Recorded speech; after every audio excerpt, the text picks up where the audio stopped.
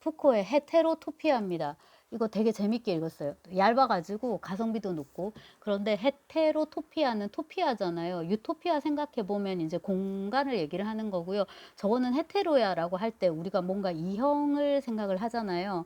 그러니까 노멀한 거 대비 에브노멀 이런 걸 이제 생각하게 되는데 그런 단어인데요. 입 모양인데요. 그런 모양인데요. 자, 묘지라는 것이 18세기까지는 도시 중심의 마을의 한가운데 바로 교회 바로 곁에 배치되어 있었다. 이거는 그 동네에 있지만, 심지어 교회 바로 옆에 있지만 우리의 일상생활과는 절대적으로 다른 장소이다. 이제 프랑스어로는 오트르예요. 오트르. 근데 이 묘지가 이제 점점점 어떻게 돼요? 변두리로 이렇게 이제 밀려나게 되죠.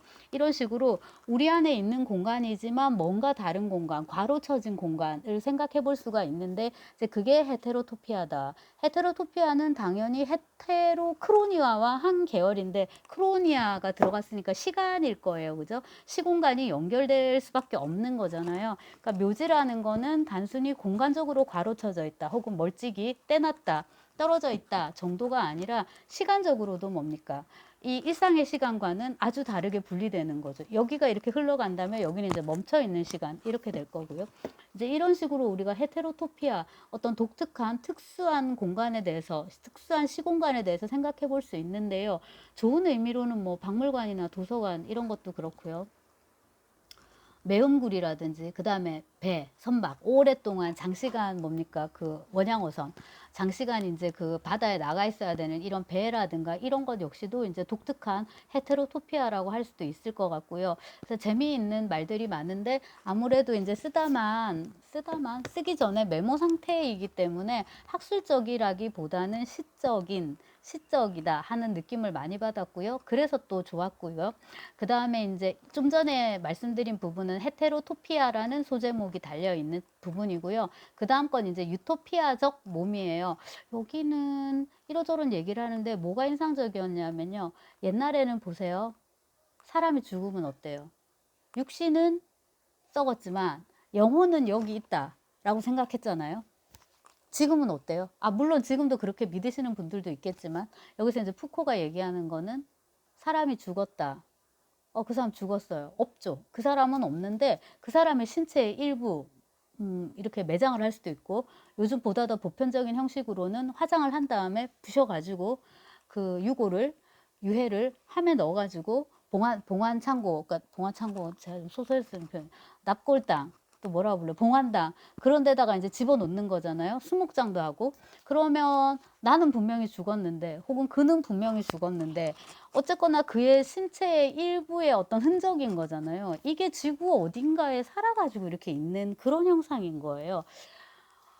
제가 완전히 이해를 했는지는 모르겠는데 아무튼 이런 생각 자체가 좀 재미가 있었고요. 그 다음에 이제 다른 공간들 이래가지고 이제 유토피아와 구분되는 혹은 심지어 그거에 맞서는 헤테로토피아에 대해서 얘기를 하는데 거울 얘기를 해요. 이것도 지금 정리가 안 돼가지고 논문에 써먹지는 못하겠어요. 근데 생각이 재미가 있어요. 요컨대 거울, 그것은 유토피아이다. 장소 없는 장소이기 때문이다. 거울 안에서 나는 내가 없는 곳에 있는 나를 본다. 거울 안에서 나는 내가 없는 곳에 있는 나를 본다. 자, 나는 거울 안에는 없는 거예요. 거울을 보면 근데 거기 내가 있어요. 거울 안에 나는 없어요. 나는 거울 바깥에 지금 있어요. 뭐 하는 거지 이게 대체? 그래서 철학적이라기보다는 시적인 거다라고 말씀을 드렸는데 이건 당연히 이상의 그 오감도 연작 중에서 제일 잘 쓰여진 것 중에 하나인 거울 있잖아요. 그거를 당연히 연상시키고요. 이 부분에서는 푸코보다는 이상이 더 잘 쓴 것 같네요. 자, 그 다음에 이제 그것은 헤테로피아다. 52쪽에 헤테로토피아다. 52쪽에 바로 거울에서부터 나는 내가 있는 자리에 없는 나 자신을 발견한다. 그러니까 거울을 보면서 내가 저 자리에 없는 그런 나를 발견한다. 그러니까 뭔가 좀 말이 막 꼬여 있는데 뭔가 생각을 조금 진척시킬 수 있을 것 같은데 잘 좀 진척이 잘 되지는 않아요. 그러면 뭐 논문은 못 쓰겠지만 어쨌거나 일단 메모를 하는 단계에서는 버리지 않고 이렇게 뒀고요. 그 다음에 이제 앞서 그 벤담 관련해서 얘기했더니 권력과 공간인데요. 여기 이게 랑시에르하고 대담인 모양인데 제가 랑시에르를 너무 몰라가지고 굴라크 얘기하고 이래요. 근데 우리에게는 기본적으로 우리만의 굴락들이 다 있는데 이제 우리 집에도 있고 도시에도 있고 병원에도 있고 감옥에도 있고 이렇게 다 있는 거죠. 근데 약간 그것과 요런 굴라크 일반하고 그러니까 수용소 일반하고 그 제도로서의 굴락은 이제 구분을 해야 된다. 이 부분 이제 솔제니친 같은 스탈린 치하에 그런 것들이 이제 얘기를 하는 것일 것이고요. 아까 억지력도 중요 얘기를 했고, 아 이것도 재미가 있네. 그 벤담의 이 시스템에서요. 그럼 감시하는 눈이 있어야 되는데 그 눈은 누구로 할 것인가예요. 눈의 자리에다가 누구를 갖다 놓지? 중앙탑에 누구를 배치해야 될까? 역시나 인사가 문제가 되나요? 네. 그 얘기도 안에 있었네요. 자, 그런 얘기를 했었고요. 푸코는 감시와 처벌이 중요한데 그것은 너무 덩어리가 커서 메모도 많고 이래가지고 따로 얘기를 해야 될 것 같고 말이 나온 김에 이게 문지의 문학과 지성사에서 나오는 채석장 시리즈인데 이제 제가 갖고 있는 거 가져와 봤는데요. 이 중에서 이제 제일 재밌게 읽은 것은 방금 말씀드린 푸코의 이 헤테로토피아가 저는 참 재밌었고요. 그 다음에 다 아마 못 읽었나 싶은데 중력과 은총이에요. 근데 이것도 아포리즘을 모아둔 것이라서 순서대로 읽는 것, 뭐 완독하는 것에 큰 의미를 두지 않고 그냥 한 번씩 이렇게 펼쳐서 보기도 하고 뭐 엎드려서도 보고 뭐 들고도 다니고 뭐 이렇게 합니다. 그래서 이 채석장 시리즈들이 오프 모던 이건 이제 러시아 쪽하고 관련이 있고 제가 이제 역자 자랑을 하자면 그 지금 외대 교수로 있는 구공학번 선배가 이 번역을 했습니다. 굉장히 부지런한 선배고요. 똑똑하고요. 뭐 성실하고 뭐 그렇습니다.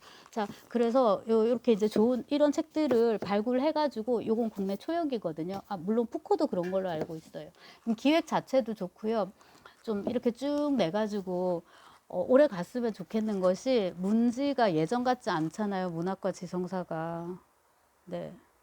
근데 이제 이런 좋은 기획들이 있고 또 시작을 했으니까 쭉 가서 이렇게 더 많이 쌓였으면 좋겠고 이제 어떤 책, 어떤 시리즈가 이렇게 가려면 뭡니까? 독자들이 계속 있어야 되잖아요.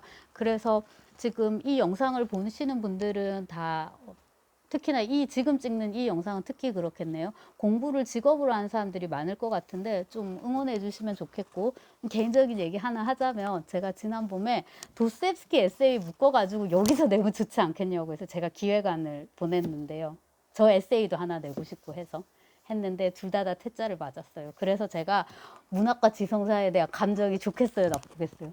당연히 좋진 않죠. 하지만 문학과 지성사는 저를 소설가로 등단시켜준 출판사이기 때문에 어떤 마음이 있을까요? 친정이라고 그 당시에 이제 대표로 계셨던 최옥이 시인입니다. 최옥이 선생님이 그렇게 말씀을 해주셨는데 아주 옛날 옛적에 들었던 말인데 그 따뜻한 온기와 그 말의 어떤 느낌 그런 것들은 여전히 남아 있고요. 그래서 문학과 지성사가 잘 됐으면 좋겠다는 그 마음 물론 있고요. 그 다음에 이번에 또 퇴짜를 맞았지만 소설은 그 전에 몇 번을 아주 많이 퇴짜를 맞았고요. 에세이하고 도스옙스키 에세이 번역 여기 시리즈까지 다 퇴짜를 맞았지만 언제라도 불러주시면은 갈 생각이 있다는 거를 뭐 여기서 말해봤자 아무런 의미는 없겠지만 한 번 더 말을 하고 문지가 잘 됐으면 좋겠다. 그 다음에 이제 요 한병철의 책도 문지에서 나왔는데 예, 이렇게 이제 이렇게 나왔는데요. 이 보라색 색감이 되게 좋고요. 한병철에 대해서는 좀 따로 찍으려고 합니다.